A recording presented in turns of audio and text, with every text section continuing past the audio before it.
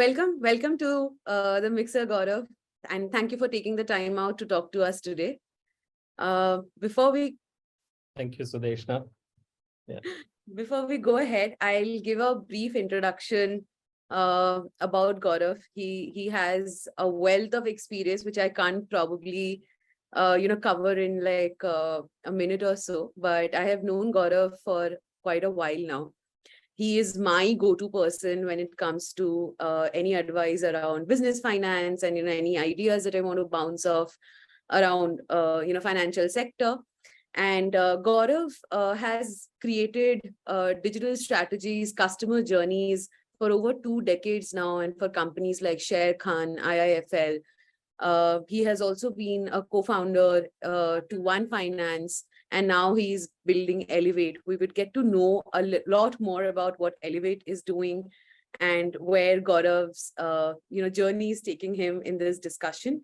But we have decided that we are going to go and do a deep dive on the financial markets in India. It's a 3-part series. So first part, we are dedicating to understanding of the broad overview of how the Indian financial market has been historically and how it is going to evolve. But before we go there, let's take a minute and hear it from the man himself. Gaurav, would love to know a little bit about your journey, and if you can walk us through how it has been so far. First of all, thanks, Sudeshna, for having me here, and thanks to the entire Intelekt AI team. It's been a pleasure interacting with you and the team in the past. It's been a very, I think it's been a short journey till now. There is a lot that is evolving, and it's happening fast. One thing that keeps coming to my mind is anything that we think of starts off as a fad.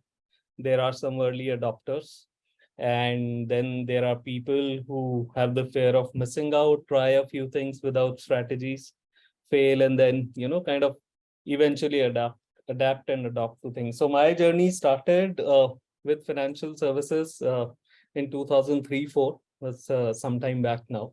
Started with a consulting outfit, and post that went on to join Sharekhan, built a couple of business verticals for them. So I'm talking about the days, I don't know if you will be able to relate to it. I'm talking about the days when, we used to set up a VSAT for an internet connectivity. We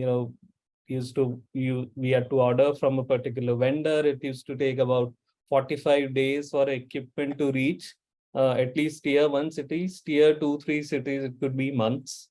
And then there was some installation process, and then we used to go live. God forbid if there is some disruption in the external, installation. So it goes down again for a couple of weeks and so on and so forth, to today, where we are able to access everything over a small 6-7 inches screen. So, I'll not say I have seen it all. There's a lot to come, but some bit of it I've seen, and it's been an exciting journey so far. So post my corporate stint, I thought it was the time to, delve deeper into the consulting space. So that's what the Elevate does. It helps the promoters, founders, management teams to think through their business and digital strategies, and helps them deliver their vision in a time limited, time committed, and outcome oriented fashion. So that's what we are trying to build, a team of very highly skilled individuals. So we have a very strong team which helps in business and digital strategy execution. So those are the kind of projects we are taking up. And yeah, it's been an exciting journey so far. Can't hear you, Sudeshna. I think there's some issue in here. I was just put myself on mute to avoid some background noises. But Gaurav, you also are an angel investor, to multiple companies that we know, and you've invested in, the BFSI sector quite a bit, tech-enabled platforms in very interesting spaces.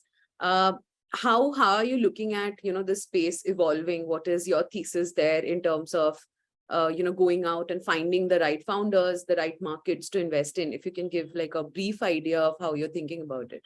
Sure. So, Sudeshna, to be very frank, in India, there are a lot of, I'll not say problems to solve, but there are huge opportunities across any sector that you pick up, be it health, be it financial services, be it agri. And I've been fortunate enough to be trained under a lot of people who had very, very, very strong business acumen. And I think a part of what I have picked up is because of that. Uh, Very fortunate to have fantastic mentors.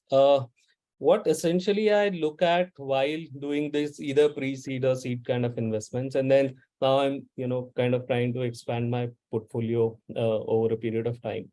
But the first thing that I look at are the founders, how and that's what uh, that's what anybody who invests into anything, they'll tell you that how committed is the team to the cause that they are working on. That is the first thing. Then the second comes is the space that they are operating in, uh, the specific problem that they are trying to solve.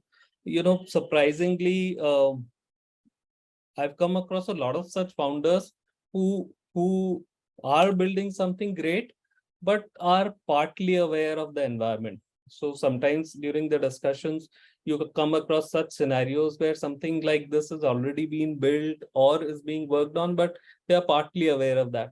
So a generic awareness by the founders and the team on what's happening in the space, and the kind of path that they want to take to solve the problem. So these are the three broader themes which I work with. Uh, and so far it's been very interesting. And also, one more reason of doing such investments is you get to meet fantastic people. You keep getting energized, and you keep meeting people who are solving the same problems in a very different way. So it's fantastic. And some of the cases that they are solving are very unique. Uh, some spaces that people have been or founders have been able to create are very unique. And it's very exciting to see that. Though, of course, keep hearing about the funding winter and, availability of funds become. But, if my personal thought is if we are solving the right problem with the right team, right intent, you will definitely have an opportunity. Sure. Very quickly, Gaurav, if I have to really ask you about your focus industry, or where you're, let's say most bullish on, what would be that one category that you're seeing and, believing that it's has a lot of potential to explode? So, two things. One, any solution that is tech first, that is being enabled with tech at the heart of it, is what really interests me. Point number one. Point number two, I come from a deep BFSI background, so that's my natural inclination. That's where I, kind of steer towards. But, a lot of parallels are being built to enable the financial services space as well. So that also interests me. There are certain sectors which, I do not really deeply understand that much, like health tech or agri tech. So I kind of am trying to go deeper there. But BFSI, tech first, is the kind of solution where I really get a lot of interests from. But if it has to be like one sub-segment, what would it be? Yeah, so anything that is able to leverage on any bit of automation to bring in more efficiency into the business is what really interests me. Traditionally, and as you grow beyond an X, even as a startup, and I'm sure you are in the same space, and you realize that the lesser time the founders have, they try to throw people at problem, right? And that works if you have the right set of people. But I think if you're a process-driven company where you're able to automate these, that's the space that will really excite me. So that's where I find synergies. Yeah. Interesting. So you mentioned throwing people at the problem. Do you think that that has a lot to do with how the Indian markets operate, or it is a deeply rooted way of doing business? Is it a today problem, or has it been an evergreen problem? I ask this because we face it in our journey as well, in terms of understanding, productivity as a concept in India is underrated, right? We are not a country which is essentially made productivity a top of their priority as in generations. I mean, we're seeing the shifts, but it's pretty slow. So from the implementation of automation or implementation of things, ways, methods in business where less number of human capital would be consumed, do you think that it's a mindset problem? So I'll answer it in two ways, Sudeshna, to be very frank. Uh, I will not call it a less human capital problem to solve. I will rather say, one, it is the right human capital that needs to be onboarded to solve a problem. That's point number one. The point number two is, for a lot of aspiring candidates who are looking for better, bigger opportunities. It's been said maybe a million times, and I'm not the first one who's saying that, but upskilling will be key, right? You Yep. you I you know all of us know that the adoption cycles have drastically decreased. The internet took, I think, some 20-30 years to be kind of become mainstream. And I think Chat GPT took what, a couple of weeks to get their Yeah. first million customers. So there is a lot of things that people want to try. They are open to trying new things, and a lot of the ecosystems that have been built enables that. So if you're not aligned to the right skill set that is needed for the next, I'll not say 5 years. 5 years today is a very long time. At least for the next 2-3 years, if you're not aligned towards that, you're going to have a really tough time. And on the second side, with the entire edtech piece, the upskilling has also become really easy today. 20 years back, you had to do a full-time or a part-time course to get upskill, but now you can, in 3 hours a day, you can at least upskill yourself if you want to move towards a goal. So that is point number one. Point number two is, things are definitely changing. All of us have heard of some of the biggest BFSI companies who are, so to say, startups, and they solve the problem in a much better and bigger way with a very small focused team. So it's also about the alignment of the top management. How do they look at the resource allocation? How do they look at productivity overall? The third piece that comes to my mind is with legacy companies, where you already have certain set of people doing something or the other. Uh, Sometimes it's a giant that is moving, and to start changing things incrementally becomes slightly tricky and difficult, because there are multiple systems in place, there are multiple softwares, backends, front ends, they are connected over a period of time to multiple things. So that is where, for a BAU kind of a thing, you still rely on people. Somebody who's good at something keeps doing it. But I think that is also, in my experience of the last couple of years, that's changing fast. Uh, More and more organizations are happy to not build everything inside, but look at experts to help solutionize for them. And I think that's the best approach. Can you build everything on your own? Of course you can. But can I build a car on my own today? Probably I can, but it'll take me 10 years. Would I want to spend 10 years just building a car rather than buying it from somewhere? So I, For the you audience, Gaurav, what is a BAU? BAU is business as usual. So, your day-to-day work, say, just to give you an example, so interbank settlements, whenever you give a check, there's a settlement that happens. It's been automated largely today, but there's a BAU for a bank that a check will come in, there you go through XYZ process, and then you'll get the credit. So this that problem has been solved today, but that's a day-to-day thing for a bank. So is it safe to say that multiple processes that an organization would look at is divided into various BAUs, and you're essentially, when you're thinking of automation or you're thinking of implementing technology, you're going BAU by BAU, not at the entire value chain at once? So let's think of, for an ease of an example, let's think of a bank, right? Bank entirely, their entire system runs on a core banking system, right? I've not been a, so to say, banker, but since I've dealt with banks for a very, very, very long time within broking and NBFC space, I'll just give you a very top level example.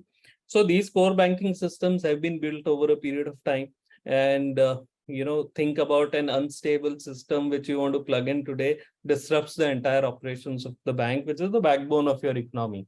So settlement of transactions, right? Now, within the entire core banking systems will be specific pieces.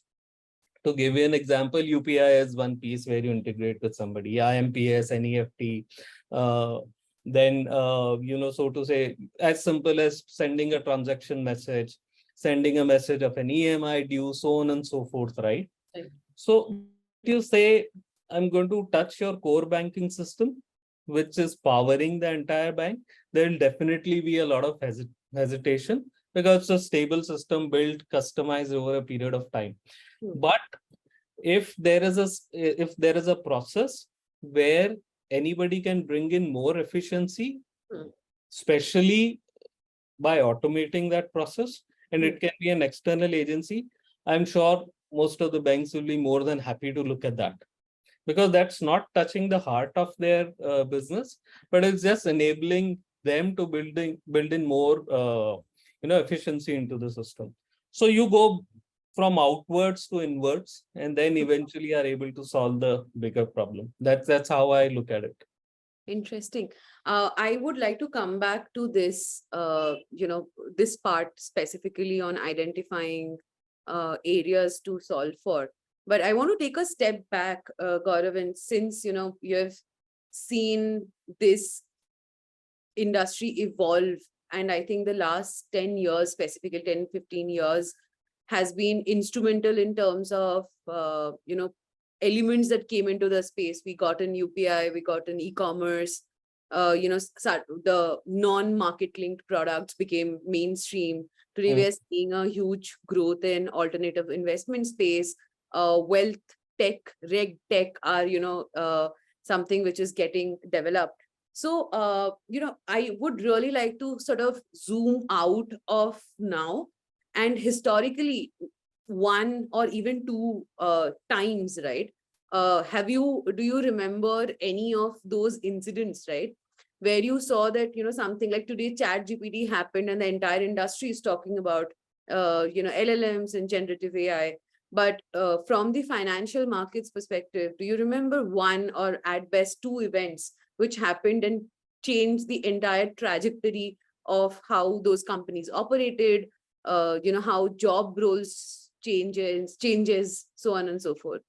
Oh, absolutely, absolutely. I think if there is one single big thing that is, that has completely changed how we consume financial products today, is that entire eKYC and Aadhaar enablement, right?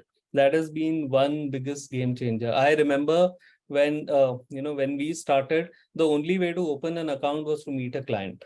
So used to have 2, 3, 4, 10, 20,000 people on street. So feet on street is what they are called, who are going and meeting individuals and, kind of trying to understand their needs, try to see how your products fit to their needs, and then eventually get them onboarded. It's still true for some part of what we call as Bharat, the tier 2, tier 3, where, but if you look at it, a large part of India, I think we have about 44, 45 crore or 48 crore bank accounts. A large part of those who will consume it has been banked. There's a long way to go for sure. But that is one thing that completely changed how clients are being onboarded, right? So no longer going to, it was just an Aadhaar verification and you could just onboard a client in maybe a couple of seconds, and then a video KYC, video in-person verification, IPV. That's completely changed the game, right? And the second piece is, of course, UPI. All of us know that. So think about what you call as the Bharat or the India stack, which has multiple components to it. I think it's one of in the entire world. We've been now able to do transaction in rupees in say a Dubai, and that's that entire stack has just completely changed. I think the next piece which people are adopting, and you saw one of the biggest banks in India launching one of the solution, is the entire account aggregator framework, where data now becomes democratized. Earlier, if you had, so traditionally you would have two or three bank accounts, right? Or two or three investment accounts, so on and so forth. But to see a consolidated holding of each of them was always a challenge. You have to go through multiple statements and see that. But now with the account aggregator framework, all your financial services products can be fetched on a consent through an API. What better way to solve the problem? Right. Yeah. So account aggregator is essentially the layer built on top of financial information provider, which could be banks, NBFCs, and it is essentially sent in a securitized way to information consumers, companies like Cred or Paytm would be its users. Is that a right understanding of the space? So the end consumer is a FIU, which is say a financial services company. The intermediaries which are enabling them could be a technology service provider or the layer where the entire data emerges. So I'll break it up for you. So if you have an account with say three top banks in India, all these will feed into a centralized system, which is the layer that has been enabled and created by the governing bodies. Then a technology service provider will ensure that it gets distributed to the eventual consumer. The consumer is not generally an individual, it's an institution. So it's distributed to the institution. The beauty is none of the intermediaries can store this data. So your data is always secured. The second good part is it's completely consent based. So if you want to revoke the consent at any point in time, end consumer is enabled to do that. You can always revoke the consent and the data would does not get sent to the institution anymore. And I think insurance is the last piece which is getting integrated. So all your lending, all your loans, your bank statements, your bank balances, bank accounts, your investments, mutual funds, stocks, all of them are enabled now. So for any financial institution to build this layer, consume this and give it to the end client has become much easier. Earlier, you would have to maybe build an entire vertical solution to just enable somebody to read this data. Maybe you would have seen that 10 years back, you were asked to give an access to your internet-based bank account or upload a bank statement where they could read this data, but now there's completely online API driven. So that's how you can understand that. Right. And so the biggest shift you mentioned was when eKYC became the norm. And One of the biggest, yeah. Of course, I've been multiple, yeah.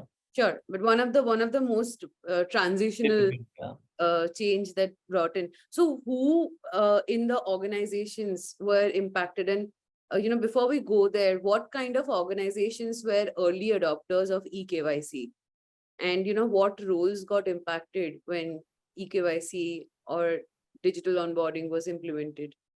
See, I'll not say the roles. Okay, I'll answer the second question first. The roles did not get impacted, but how they started dealing with their, so to say, BAU or day-to-day lives got really changed, right?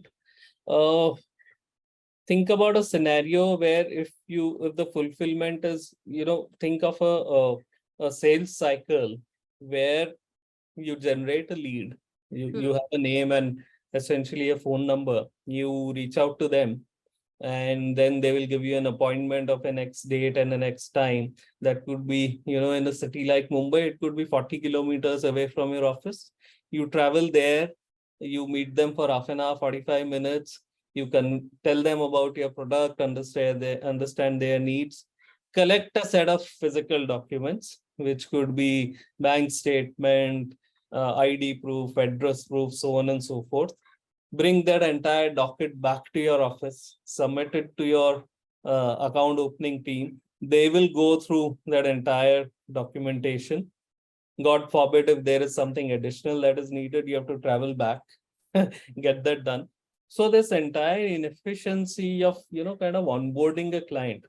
I'll not say inefficiency, that's the way it was done, but this entire cycle just got cut to maybe a minute. Wow. So all you have to do today, what we do is, if you have to open an account with any bank, say, you just download their app, you validate your credentials, mobile number, email ID, so on and so forth. Then you give Aadhaar-based e-signed agreement. You have your PAN card, which gets validated. And that's about it. Sure. I mean, and we have all experienced this at some format or the other. DigiLocker, I think, is something which is a government initiative, Absolutely. and it's changed the way how verification is getting done. Uh, Absolutely. but while we talk about something that actually came in and changed, uh, I would say the customer onboarding process. Are there any functions or any areas of business that you identify which were exactly the same today how it was 10 years back? Is there anything like that that we didn't go through any transition? I think new roles have emerged with, automation, tech enablement. They've touched each aspect of what an organization goes through. It completely depends on the organization, how much of the adoption have they driven, right? It's very difficult to say if it in an X organization. Of course, you're able to understand that by how efficiently uh, you get serviced by an organization, right? Today you have the likes of the food delivery app, where if you raise a query, they don't even ask you any questions and the refund is done, right? Because there's a customer value that they calculate, and there's a value that they give to taking up a call. So we'd done some time back, we had done back of the envelope calculation in a city, tier A city. Just to pick up a call, it will cost an organization, I think, 75 to 100 rupees, because you have the cost of infra, you have the cost of people, you have so on and so forth, other costs involved. So if there's a transaction which needs a reversal of 20 rupees, why would anybody want to spend 100 rupees on that? So it's pure math, right? So, and of course many other factors that contribute to that. So tech has touched most of the aspect. It's about how each of the management teams or the founders or the promoters want to or do a deeper solutioning around that. Uh, and I think it's become more and more apparent that people want more efficiency into their business. And just to add to this, I think when we talk about customer experience, what generally people understand is how good your app looks or how good your platform looks, but it's just one layer. I think customer experience is how good the operations of your organization are.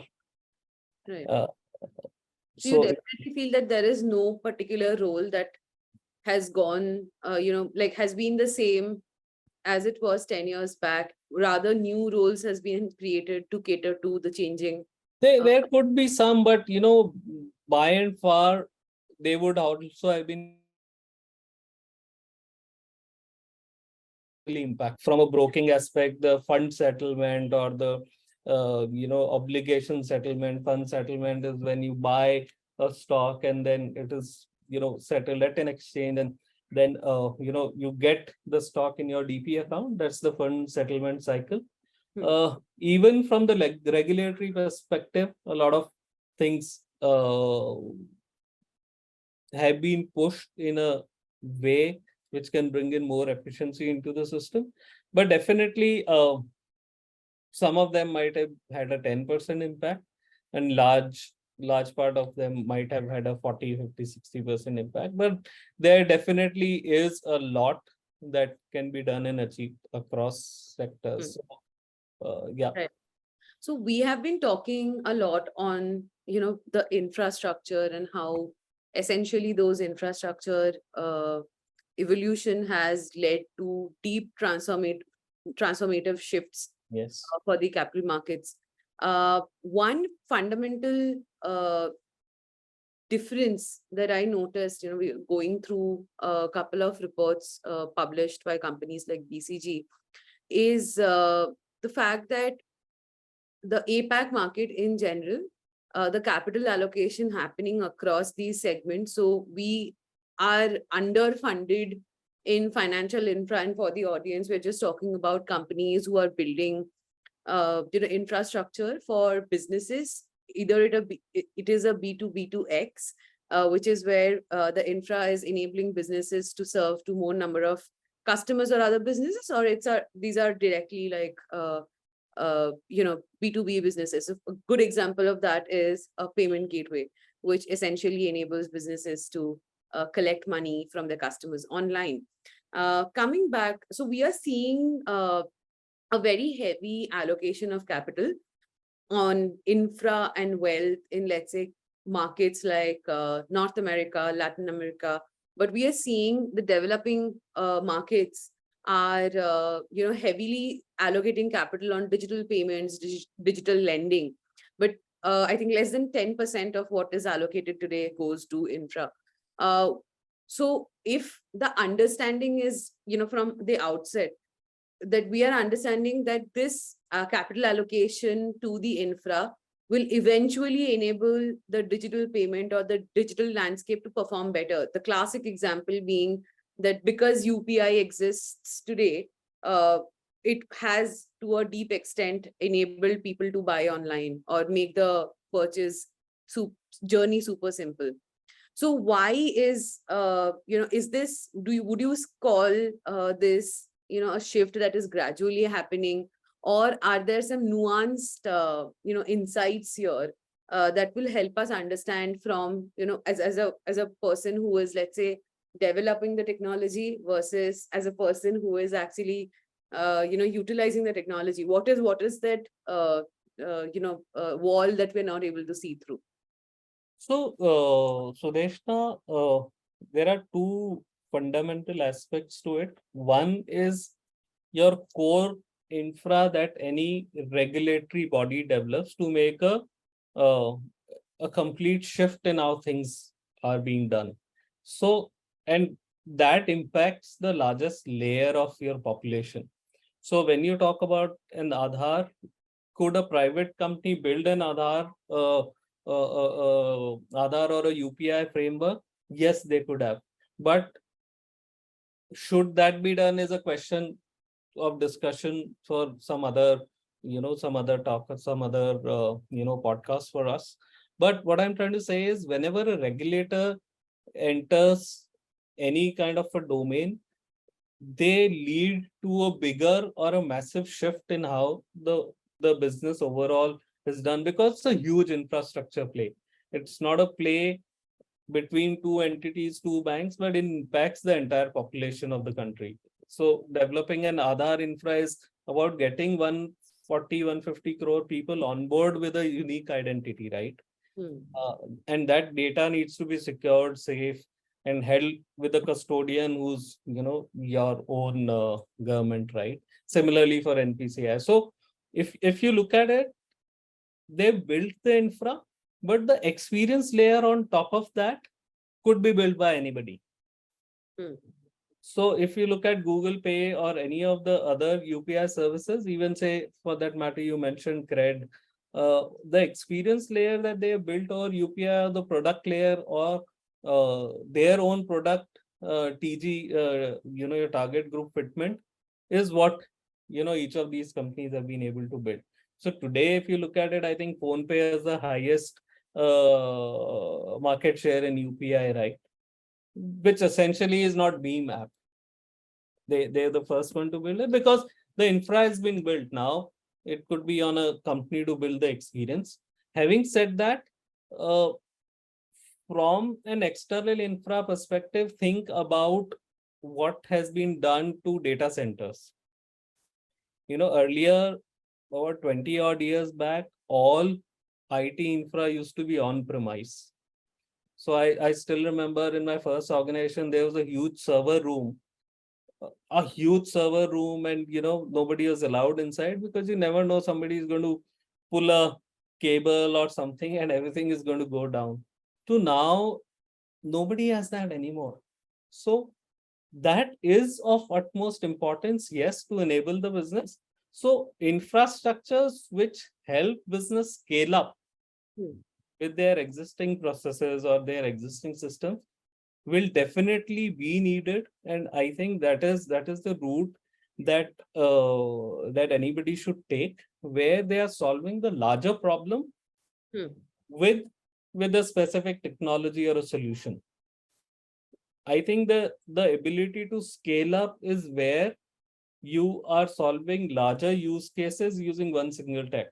So a bank can also go to a data center, a broking insurance can also go to a data center. So they've solved a problem where they've used the physical space and the tech to scale up things. So uh, especially to answer, a scenario where say companies like Intelekt are building the infra, I think that that is going to become of utmost importance, because for an organization to focus on what their core offering is very important. Anything that enables them to deliver it better, can be built by or should be built by an external agency who's more competent, who's more focused on one particular tech and solution. I would look at it from this perspective. Right. So, Gaurav, what you're essentially saying is that the consumption of infra is not limited. Uh, so, from the macro lens, we are probably seeing data where the capital allocation is lesser, but companies who are building infra to enable financial services companies to scale up faster Yes, will never run out of consumers. Is that what you're saying? absolutely. I don't think so that's going to happen. And their businesses are going to, grow year on year. And see, till the time, again, even for these companies to upskill themselves and keep bringing in efficiency in their own platform is going to be very important. Today Right. you can't say I built for the next 10 years. That's never going to be possible. So they shouldn't eventually start behaving like a huge organization which takes a lot of time to change. They'll have to be more, that is what they bring in, right, as adaptability, as know-how, as domain expertise. So if they keep investing into that and investing not just money, time, people, I think it's not a problem Hmm. for the growth there. Talking about those financial services companies as consumers, and one of the core thesis of Intelekt has been to build the infrastructure for the mid market of India. And I am very curious to know that how MSMEs in the financial services sector of the Indian landscape, right? So are we looking at, specifically looking at, let's say, lending, I'm looking at wealth, right? I'm looking at NBFCs, family offices, right? So how are they operating? How are they keeping up with the technology transition? what happens into, into their offices? If you can throw some light there, how are they thinking about it? Sure. So let me step back before I start answering this question. Uh, for any tech to start being of mass value, it starts off as a fad, right? Hmm. uh, Everybody I think 10 years back, uh, everybody thought big data was the thing. It still is, I don't deny it. Everybody wanted to, it was a fancy word in the boardrooms. uh, we are going to work with a big data company and they are going to change our lives. um, I was fortunate to be in a couple of such meetings, and the starting point was, how is your own data organized before any big data company starts consuming it. Hmm. That is where the discussions fell off, right? Because you need a proper data structuring, data lake, data warehouse, so on and so forth, before you start consuming this data, right? Hmm. So there are, I'll rather bucket them into four buckets. One are a set of people who will say, okay, it's a fad, it's going to die on its own. I don't get impacted. Okay, thank you. Tata, bye bye. I'll have a look. That's about it. That's one bit of people who are ignorant, I will so to say. The second bit, Gaurav, just interrupting, just so that we understand this better. Can yeah, you also give us some examples of those buckets, like by I size or region or however it is? so I'll give you an example of AI itself, since we are in this thing. So there'll be some set of people who'll say, Acha, it's one more fad, AI, it's going to die down in next 5 years. That's about it. It doesn't impact my life. Let me keep doing what I'm doing. So And it's there, not about like founders like this, like who, when we say it's okay. some, what is the So who? it could be, yeah, it could be founders, it could be your leadership teams, it could be, somebody who's of real importance. So to the organization, it could be a vertical head. Till they are, so they are not able to think of uh, how they can probably try to understand the technology or think of use cases how it can be solved. The organizations who've evolved over a period of time and have been successful over decades are the ones who have verticals around new technologies, right? Some of the biggest consulting organizations have specific verticals who keep trying new technologies, or building some of them on their own, right? So the one bucket is that. The second bucket is curious. They would experiment it a bit. Maybe somebody tried Chat GPT. They made a login and they said, "Wow, I asked something." They give an article, fantastic. That's about it. So Right. they keep using it one off here and there, and so they find it fancy, but Hmm. still not able to solve the use cases. The third is the most interesting one. Uh, People who have FOMO, so fear of missing out. They will scramble all over the place. They'll just get jittery about the technology. They'll ask 100 people. They are the right audience, but the biggest challenge is for any service provider to understand their use cases, because they are suddenly frenetically, kind of looking at solutions and have met 100 people, know a bit about everything, but still not able to narrow it or taper it down to one specific channel, right? One specific, or just pick up one use case and try to solve it. Right. Uh, You're talking about verticalized solutions. Verticalized solutions, or, you know, just write down 10 of your biggest problems and how something can be solved using Hmm. uh, the solutioning that is happening. And the fourth are, providers like, say, an Intelekt, who are actually deeply building these offerings, right? And along with them are the early adopters who genuinely spend time, money, energy uh, to specifically structuring a solution, or thinking of a use case, doing a POC, doing multiple levels of POCs if we needed, So they don't just stop at one thing which did not work. They try maybe something else or something else to add on to it, and are committed to finding a solution. Eventually, if it's a success, they are the largest adopters. Or they said, we tried, maybe the technology is not mature enough today. Uh, we'll keep that in the back burner and keep working on it. So that is how typically I would bucket it. Hmm. So we have generally seen that early adopter bucket being like always like less than 1% of the net, consumer space of any technology that we have Yeah. seen so far.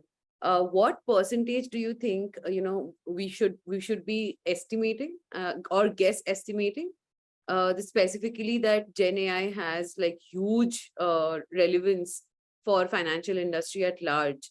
Has the percentage of early adopters increased? And also like people who are tech curious are, what advice would you have for these companies? So let's say a family office who has, let's say, 2000 cr of AUM, and wants to grow, wants to manage it better. uh, what How should they think of adopting the technology? What is the framework of evaluating that? So I'll add to the last second part of your previous question, what happens inside a MSME's office, right? Oh, And that would be very interesting. Please do. and then and then go on to how they should be thinking about it. So say typically India, all of us know, is a country of entrepreneurs, right? Hmm. And we are very good at building businesses. We are very good at thinking of solutions. So whenever an individual starts something, maybe with their friends, families, they build everything on their own with their own hands, right? And then teams start joining in. So the first two people are generally, now you say, co-founders, or two friends who got together 20 years back and started a company, and they would have met their first 200 clients who still want to talk to these people after 20 years, right? And they honor that as well because they are their oldest customers, right? Right. So you would have seen some of the CEOs of the biggest banks who worked with them for 20 odd years.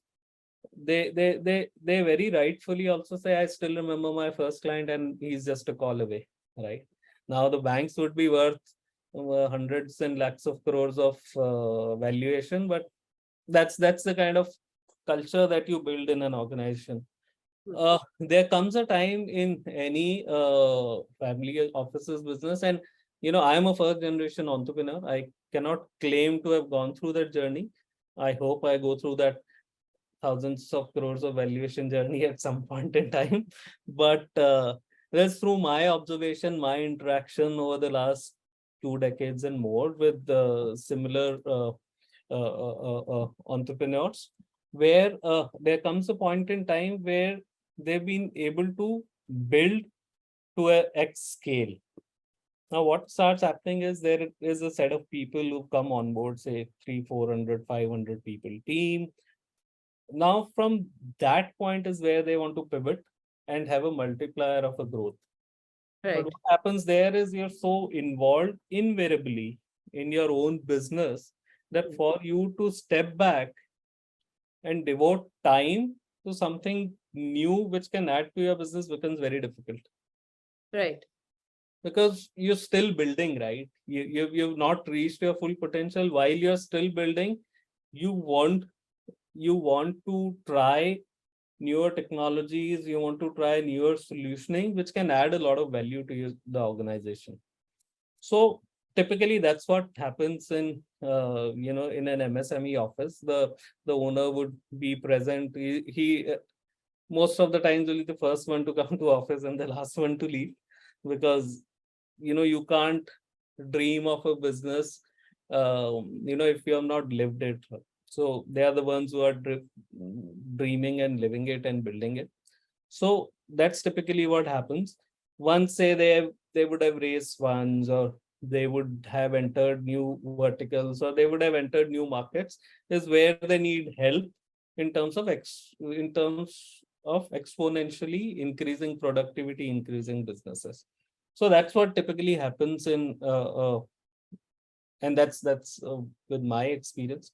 Uh, Now to solve the to address the second part of your problem, I think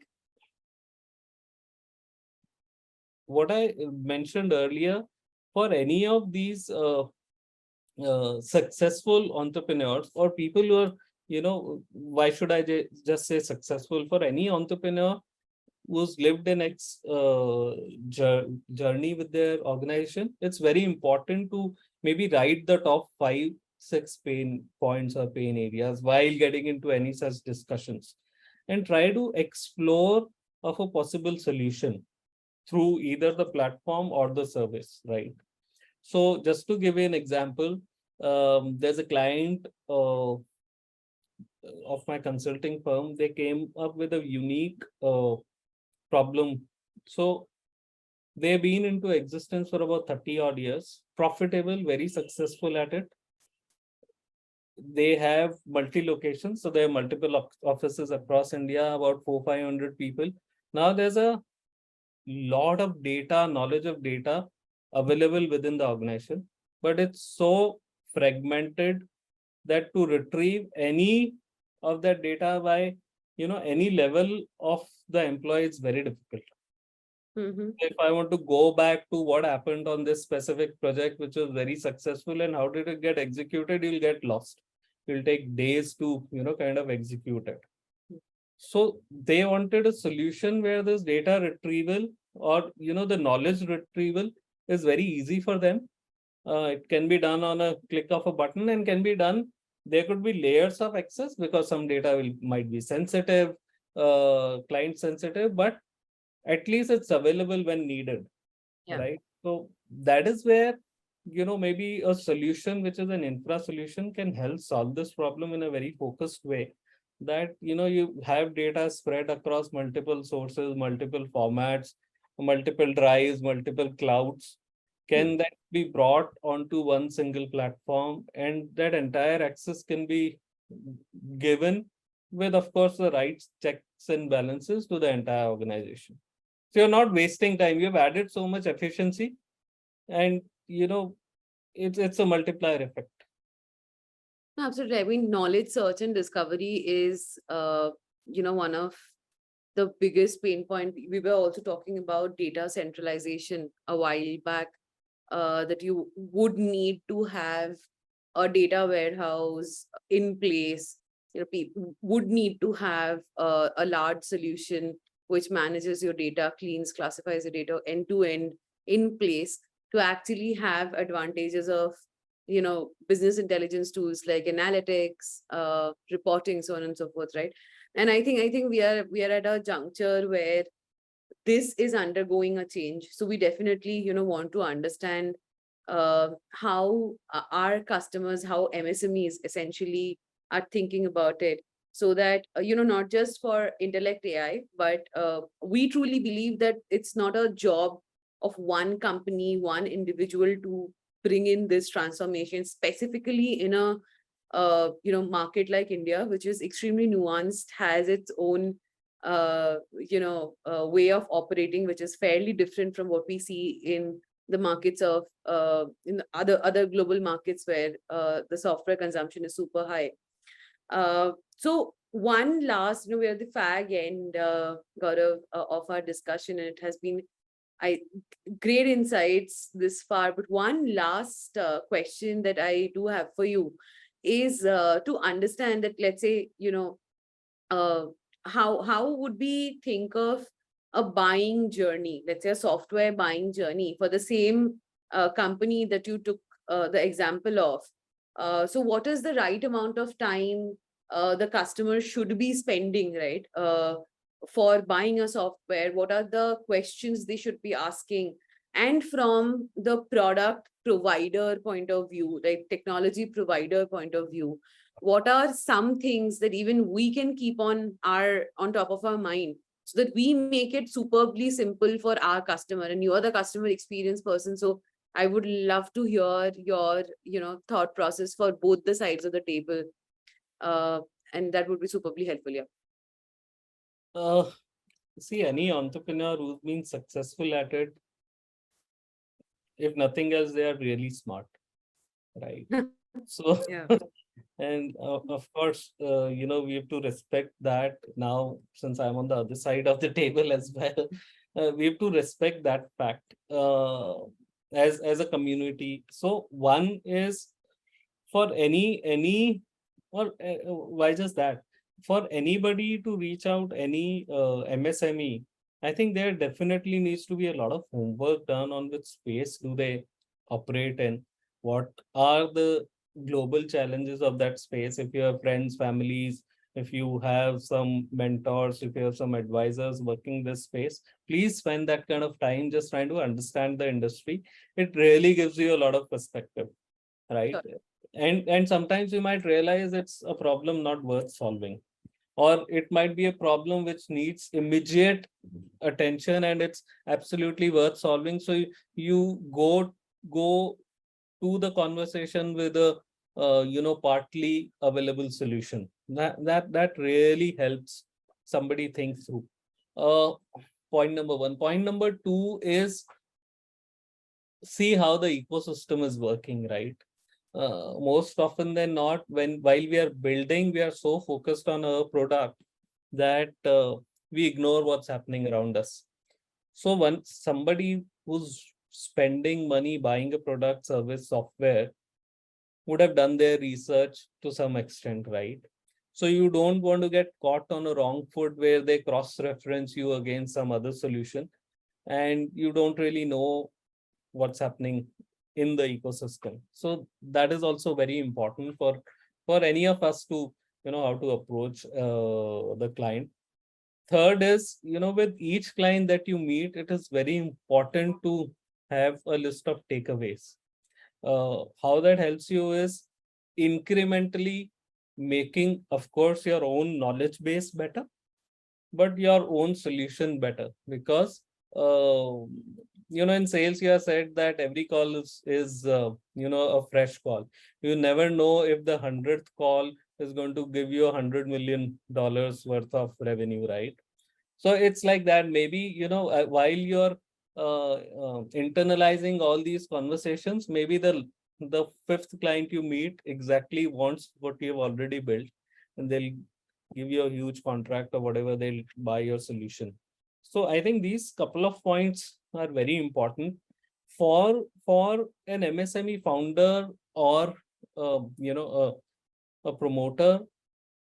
I completely understand for them to devote a large amount of time is it's very difficult because there's a business to run, and there are employees or colleagues you have on board, and you need to think about the organization and their growth as well. Hmm. But for sure, I think, and I'm more than happy to see a lot of them. Most of them do think about it. They spend some time, they maybe take out 5% of their time trying to understand these technologies, have conversations with their friends, families, the younger set of people in their families, just trying to understand what are they consuming, and then they go about searching for a solution. Very quickly, GB, sorry to interrupt. Would you like to touch upon a little bit on how they are procuring these knowledge? What is the go-to source for them to understand these things? So most of the time it's about the communities that have been built, right? Either they are a part of a bigger set of people where they discuss um, what is happening in this Like space. communities of founders. Communities of founders, communities of businessmen, communities around your larger sectoral communities, so on and so forth, Hmm. where they meet, exchange notes or things like that. Then you have some small little organizations who enable such people, where they have, say, a weekly Saturday meet or something like that. It's a smaller segment, but yes, second and the most important thing is they are very clued on to what's happening in this space. So what is the competitor doing? If they are exploring something which you have not thought of, So they're glued onto the space because they are running the business. Third piece is through, they have all the years on the ground. So Right. if they are colleagues, employees, uh, what are they thinking of? What are they consuming? Which platform are they consuming things on? What is it that is happening in their lives? So it was very interesting. One of who, there's the gentleman who's at one of the biggest software services exits in India. I happen to know him personally, so I just speaking with him a couple of weeks back. I said, "What are you doing now?" He's building his next startup, so the third one at it. So he said, I only talk to the youngsters today because that is where I gain all my knowledge and energy from. Because what he said was, I am 55 now. Yeah. I'm very inquisitive. I keep doing my own research and reading, but those are the people who are going to consume my product in the next 10, 20 years. What are they doing is very important for me to understand. So multiple ways, and then of course you have all your social medias and your newspaper, your traditional media and the new age media. That is where they consume the information from.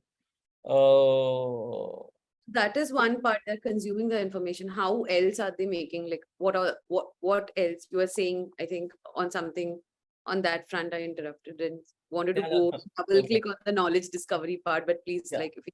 So I think most of them know their top three problems, and for any solution provider, it is very important to patiently listen to them. Hmm. Uh, it might, it's not a good idea to force fit the product, but see how the product can genuinely help them think through the use case. If as to say, one, understand what is the solution that they exactly want. Can that fit your offering? If yes, help them step by step think through the entire use case. They have a problem, right? If they had a solution, they would not need any of us to build it. They would have built it themselves, right? So the important thing is handhold them and understand their requirement and help them see through and do a POC for them. That this is something that the platform or the software or the service offers. This is your solution. This is how we can break it up into a solutioning. And this is the end result that you'll be able to see or consume. And the most important thing, this is how it will help you in efficiency, in cost optimization, in getting new customers, in delivering better experience, whatever that outcome is. So if you are able to help them think through this, I think you're done. Your job is done. Sort of summarize it, you're saying that the customers themselves needs to have very strong understanding of the problem, top three problem areas or top 10 problem areas that they have. Of Not course. everything that, which is a problem for them, they would want to solve in-house. They are trusting of companies and wants them to come in and build it out for them. And for the companies which are coming in and building it out for them, it is supremely important to highlight, the outcomes of this implementation and walk them through an ideal journey to help them visualize and understand how it is, panning out for them at the end of the day. And also, you mentioned that it is better to land up with a really scrappy product rather than no product at all to MSME customer. Am I summarizing this? I Well, wish I could summarize it like that. no, I No, think I think you have today, just, with you, we have scratched the surface. I mean, this would be another like 3 hour discussion if I ask all the questions, I do in general with you. But thank you, Gaurav, for making the time today. Loved our chat and a lot of good insights. I really look forward to have you, in another of our discussions in the near future so that we can go a little deeper. I have like so many questions on top of my mind, but I'll just, be respectful of the time that we have here. And thank you so much for taking the time out. India-Pakistan match going on full swing right now. I So don't know what's the score. I didn't check it. cheering for India today. Yes. Always. very interesting day ahead. And thank you so much for having me here again. It indeed was, a very, very interesting conversation. And whatever I can help with, I think I was talking to somebody yesterday, and he used to be my, so he's my first boss. So I said, "How are you doing?" He said, "I think it's time for me to give back to the society." So, not yet for me, but in whatever ways and means I can do that, more than happy to be a part of the conversation. Thank you so much. I'll see Sure. you again. Thank you. Thank you. Good day. Bye. Take care. Bye.